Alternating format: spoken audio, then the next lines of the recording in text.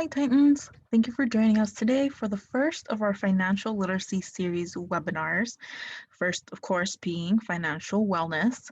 I am your host and presenter for today. My name is Lupe Tinoco Oliveros, and I am the programming graduate assistant for Tavi's Basic Needs Center. Without further ado, let's go ahead and get started today. All right, so at the end of this webinar, you should have learned what is financial well-being, how that is related to our overall well-being, and what are the 5 things that influence our own individual financial state of being financially well. To get us started, I have this little activity here. You can go ahead and pause the video if need be and answer this question. What does financial wellness mean to you? Um, Go ahead and take about a minute or um, I'm not sure if the link there still works, but um, you can go ahead and do that. And I'm gonna jump right into the next slide. All right, so there are many definitions for what financial wellness or financial well-being is, but I found this one to be the most comprehensive. This one was taken from a 2015 study done by the Consumer Financial Protection Bureau, which is a federal agency that did a study on how people define financial wellness and how people get to be financially well. This is a definition that they got. One, it's a state of being where a person can fully meet current and ongoing financial obligations. Second, uh, is feeling secure in their financial future. And a third point from this definition that I want to highlight is being able to make choices that allow them to enjoy life. Now, I want to say that financial well being is a very personal and individual thing. That's why I asked you to write down financial wellness means to you.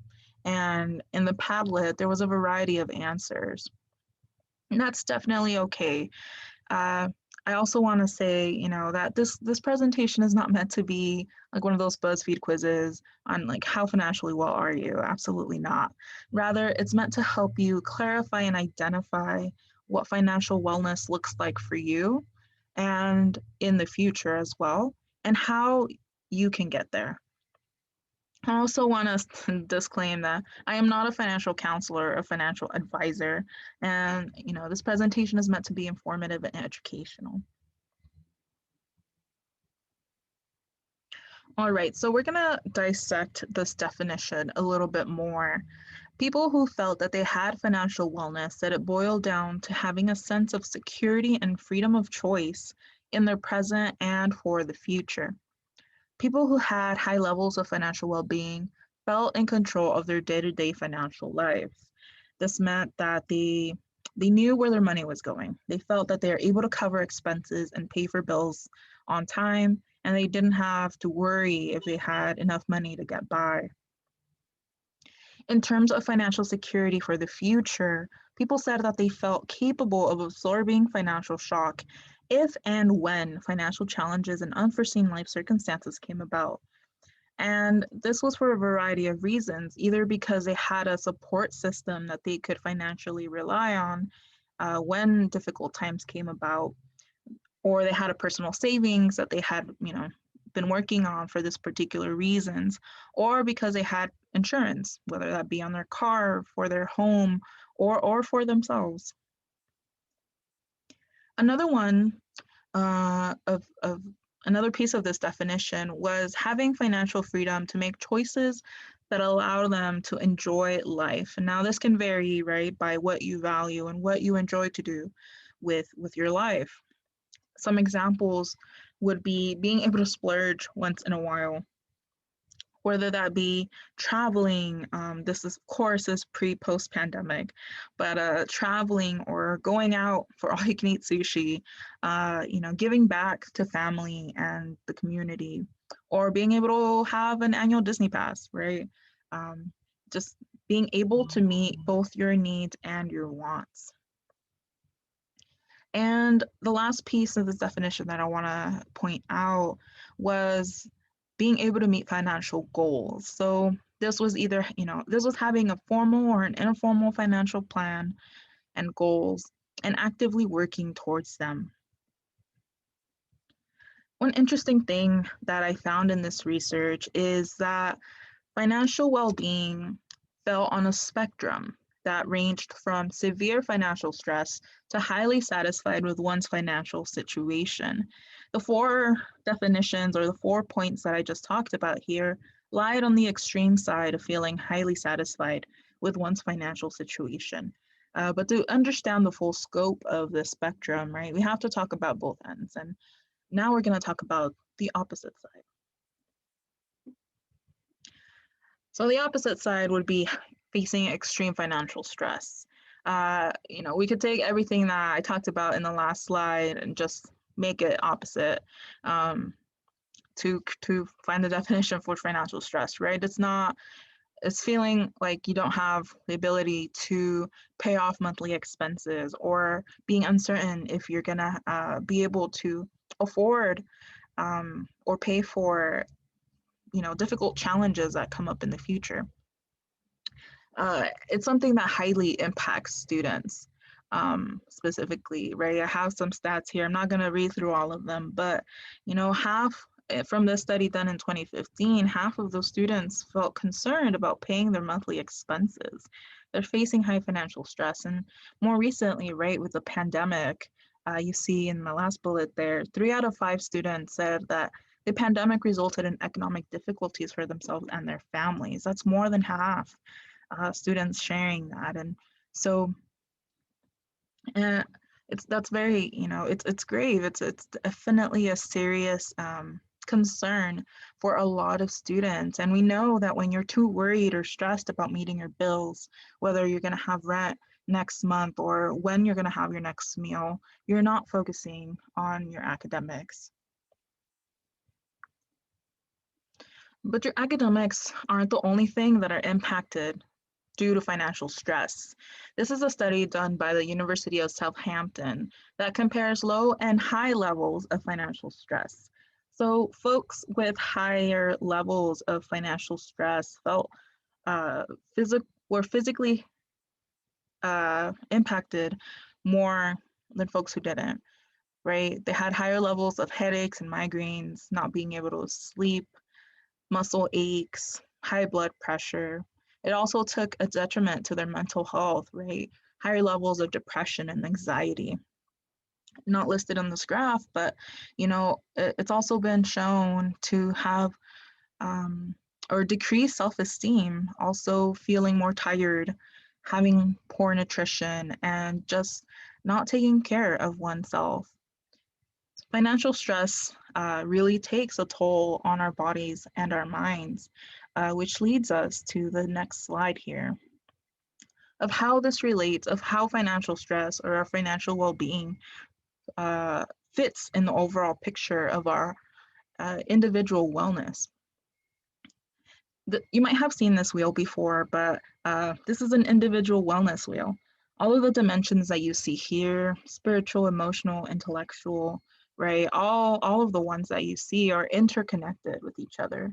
Some areas might be a little more salient to you than others, but typically if you are highly impacted in one area, you tend to feel out of balance in others as well.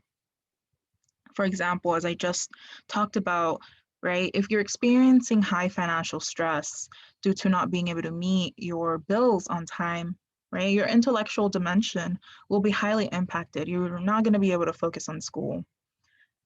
Also, or another example is if you're constantly working to make ends meet, so your social dimension might be hurt because you don't have the energy or the time to connect with friends and family. So so I wanna say, right, that this is difficult to hear, right? And I think you might realize that you found yourself being impacted, of course, in more than one area when you're worrying about your financial situation. But one interesting thing about the research is that people fell along the continuum, right, of financial wellness, regardless of income level. So People who felt really confident, very secure about where they were financially, didn't necessarily, there were some folks that didn't necessarily have high income levels. On the other hand, there were folks that had very high income levels who said that they completely felt out of control um, in terms of their finances. So I say this as a gleam of hope, right? People can move along the continuum to find a place where they find a financial balance, um, regardless of one's income. And this is something, it's good, right? It's good to hear because it's something that can be worked towards progressively. So we talked about financial stress, talked about financial well-being, and how that relates to our overall well-being. Now we're going to jump into the things that could impact our overall well-being in terms of finances. The first point, the first thing that highly impacts our financial well-being is our financial behaviors. Um, these are the decisions that are made or not made when it comes to money. So folks who had a high financial well-being talked about these four main pieces. One was being able to manage their money. This includes tracking incomes and expenses, being able to set apart their needs and wants, prioritizing needs, and avoiding or managing debt. Folks who had high financial well-being also talked about research and knowledge. This included a couple of things. One was seeking advice from people that you trust about the financial decisions that you're about to make and to feel more confident in making those decisions. It's also included watching others, watching close networks of friends or family for examples of what to do or what not to do with money. Part of this also included doing formal research as a way to find out information and then see if that information, you know, how that fit into one's personal situation. It could included things like attending webinars and workshops, for example, which is what you're doing here, right? Seeking out help from financial experts or financial advisors and doing Google searches from through reliable sources. And the third thing that they talked about was planning and goal setting. So this includes budgeting and tracking expenses. This thing also included having financial goals, but only if those goals are realistic, they're attainable, and adjustable. Those were the three things that folks tended to mention in terms of financial goals, and also having a financial plan for the future. And lastly, they talked about following through. So there's a big difference between saying that we're going to do something and actually doing it, right? But folks who had financial well-being said that they had goals, they had practices such as saving, budgeting, tracking their expenses month to month, and following through with those in a consistent manner help them feel more secure about their financial future. All right. The second point is financial knowledge. I talked a little bit about this in the previous slide, but I'm going to jump more in depth into it here. So financial knowledge is financial literacy in another sense. It's gaining knowledge, right? But knowledge in and of itself is not enough to drive or change one's behavior. We know that binge watching our favorite Netflix show in one sitting isn't always the best thing, but we do it anyways, right? Well, in terms of uh, financial wellness, right? Financial literacy um, is not just for the purpose of gaining information, it has an action component as well, which is something that goes by the name of financial ability. It's being able to apply the skills and the knowledge that you gain into action, right? It's what I hope you all do after you listen to this presentation, right? Absorbing the knowledge and then seeing how it best applies to your particular situation. So here I have 3 points on how one develops their financial ability.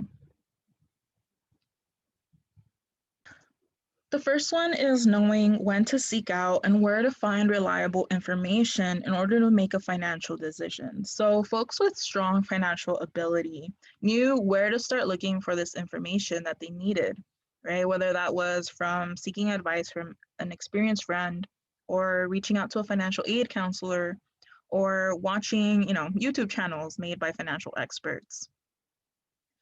Second point is knowing how to process that information to make a sound financial decision. So once they obtain the financial information, people with financial ability knew how to process it. For example, you see here, knowing or running the numbers to figure out which car loan would work best for their budget. So if you don't know how to budget, you don't know anything about car loans, or you don't know anything about how to run those numbers, right? First step would be to find out that information.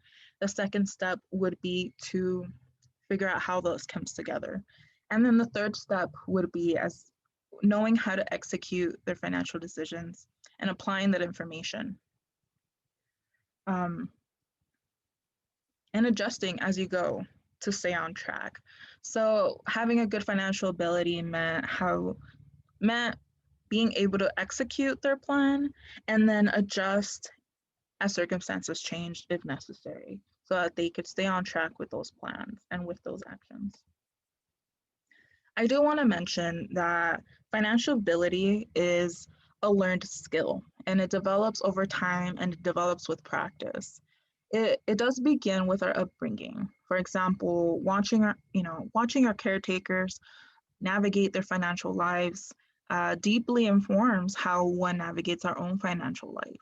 And you learn not only the facts, like how to pay a bill, but you also learn behaviors, you learn skills and cultural norms about money.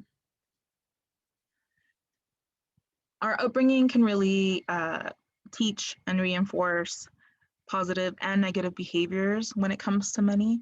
But also, I think, for some, watching our caretakers struggle with financially can help motivate others, can help motivate ourselves to lead a different financial life. Um, Another thing that I found interesting that I wanted to talk about is that, in the broadest sense, one's level of knowledge has been shown to be positively correlated with positive financial behaviors. So it really is like the more you know, the more you're able to build upon your financial ability.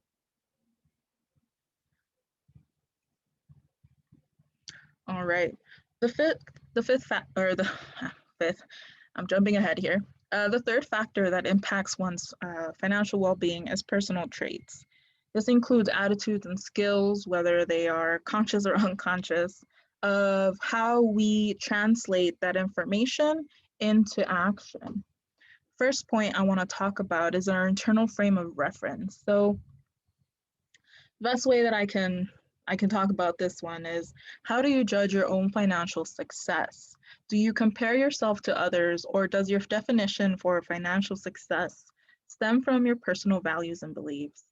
Another question to go along with that is, do I spend my money on things that I personally value or that others deem as valuable, right?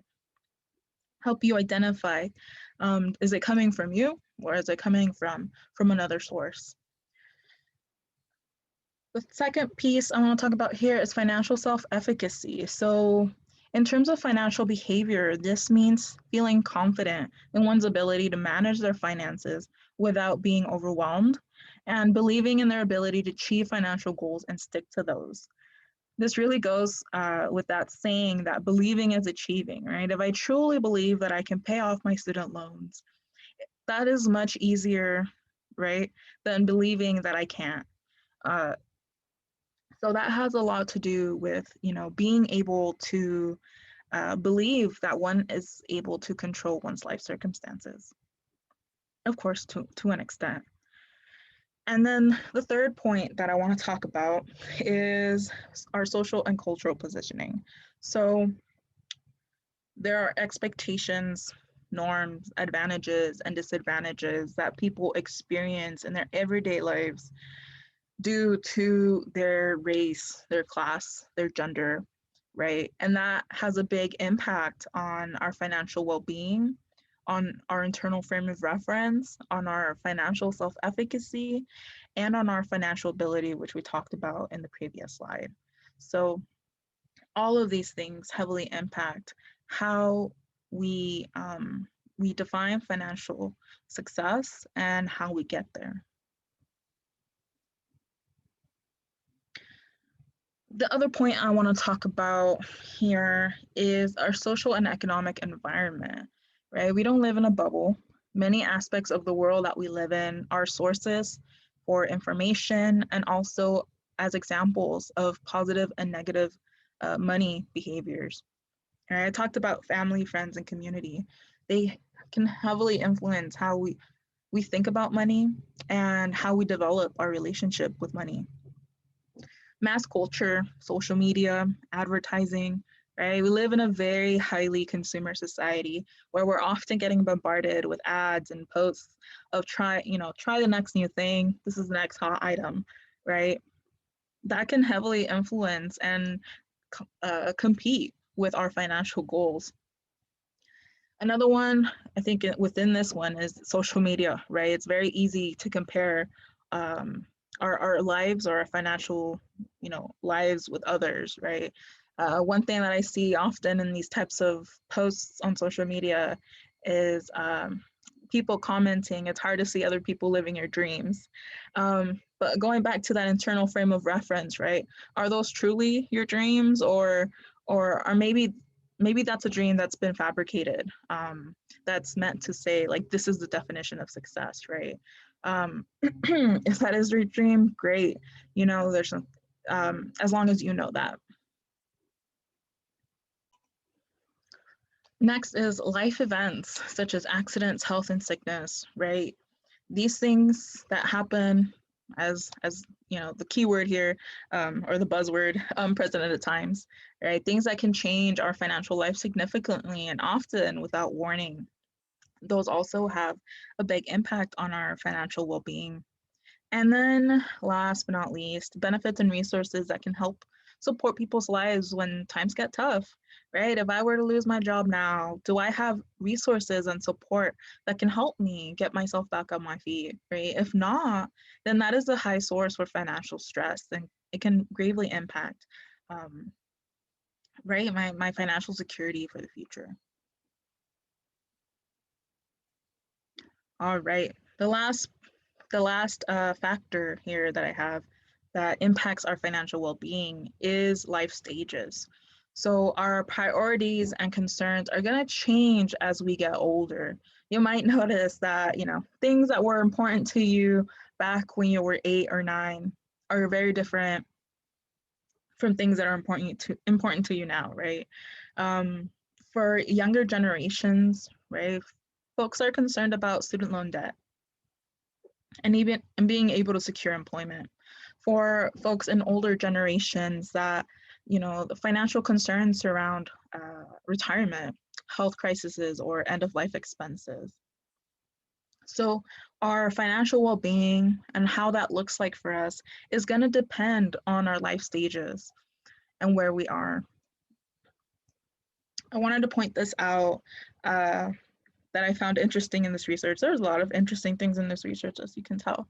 But it says that the behaviors and habits that you develop as youth, whether they be positive or negative, appear to strongly affect our financial well-being as adults. With that it came that it's a good idea to practice positive money habits while you're young, because it's a lot more difficult to change those habits when one gets older. So I found that quite interesting. All right. So what can you do? What are some actions that you can take to practice such said positive money habits? One is finding balance, right? Living within your means by budgeting and tracking your spending, managing debt, using credit responsibly, and practicing healthy habits. Financial literacy, right? keep building that knowledge base, ask good questions, find out the facts, and decide what choices make the most sense for you. I actually have, shameless plug here, but I actually have made webinars on all of these three things before. You can find those on our YouTube channel and on Tuffy's Basic Needs website. So if you want to learn more about those, feel free to check those out. Another one, financial goals, right? Creating realistic goals, as I mentioned, goals that are realistic, goals that are attainable, and goals that are adjustable are really key. And creating step-by-step plans on how you're going to reach those goals and believing that you can achieve it, right? Setting up financial plans, practice consistent spending. Wait, nope, that's wrong. That's meant to say practice consistent saving, and have a plan for unforeseen circumstances. And then the last one, setting yourself up for success, right? Identify your support networks. What can you rely on if things get hard, or if you find yourself in a difficult circumstance, right? What resources can you utilize to help you bounce back? And where can you adjust if need be? One last thing that I wanna mention before we end our session here is that there is no recipe or checklist or perfect equation to never facing financial stress again. It's bound to happen, as I mentioned, previously, right? There's a lot of circumstances that can change in our lifestyles that can impact us financially. This is why I say that financial wellness is a lifelong practice.